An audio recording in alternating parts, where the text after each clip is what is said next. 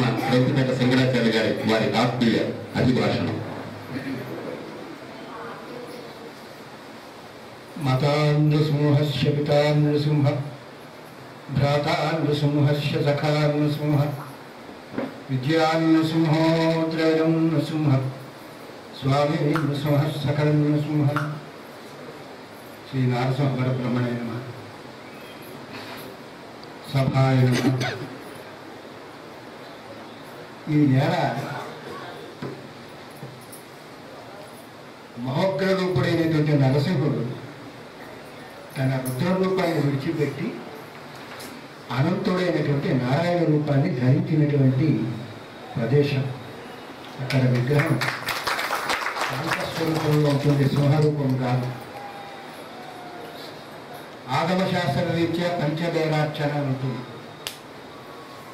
మానవుడికి పంచభూతత్వం అయినటువంటి రుద్రతేజో వాయు ఆకాశ ఇది పంచభూతానిచ అని ఏ విధంగా అయితే అంటారో ఆ విధంగా పంచభూతమైనటువంటి ఈ ఆధ్యాత్మిక శోభ కూడా ఈ వాతావరణాన్ని చక్కగా పరిపాలిస్తుంది అని గట్టిగా మొట్టమొదటిగా చెప్పిన ఎవరు అంటే నరసింహుడు.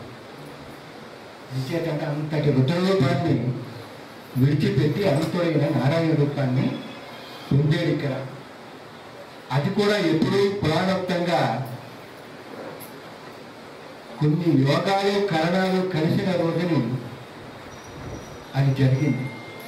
అగ్నితత్వం కలిగి ఇక్కడ ప్రవేశించి శాంత స్వరూపాన్ని పొందినటువంటి మహనీయ మూర్తి నరసింహుడు.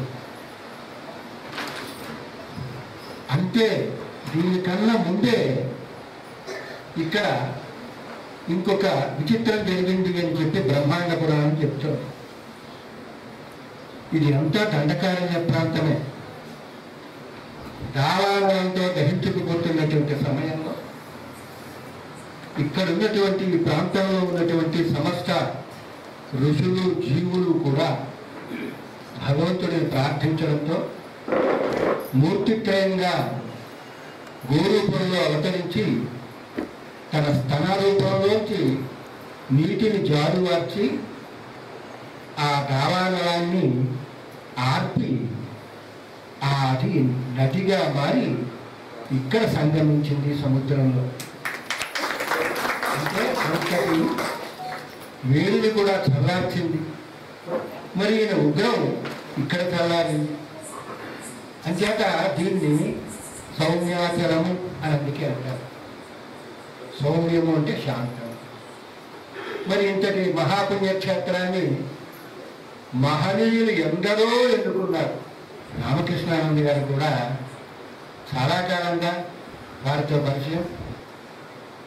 అంచేత అవతల ప్రచండాగ్నుని ఆపి గోవు స్తనము నుండి రక్షింపబడి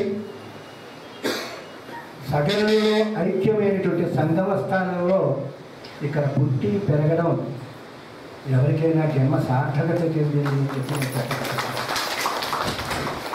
అంతేకాదు, దీని విశేషాన్ని తెలుసు ఎందరో మహానుభావులు, వారితో సహా రామకృష్ణానంద ఆయన కూడా ఇక్కడ ఉండాలి అనేటువంటి తపన ఏదైతే ఉందో ఇది పూర్వజన్మ కృతాలు అంటాను. పూర్వజన్మ వాసనలు లేకుండా ఈ సంకల్పాలు రావు. అది వచ్చేది అంటే అది పోవు, అవి శాశ్వత చిరస్మరణీయాలు. భీముని పట్టణం తాలూకా వైభవం కోసం అహర్నిశలు కృషి చేస్తూ అందరిలోకి ఎక్కడెక్కడ వాళ్ళలో తీసుకువచ్చి ఇది దీని వైభవం అని చెప్పేటువంటి శ్రద్ధ కలిగినటువంటి రామకృష్ణానంద స్వామిని అభినందిస్తూ ఇంకా ఇలాంటివి అనేకమైనవి తీసుకొని వైభవాన్ని పొందాలి అని చెప్పి ఆ భగవదాశిస్సులు వారికి ఇవ్వాలని చెప్పి ఆ నరసింహుని ప్రార్థిస్తూ సెలవు తీసుకుంటున్నాను.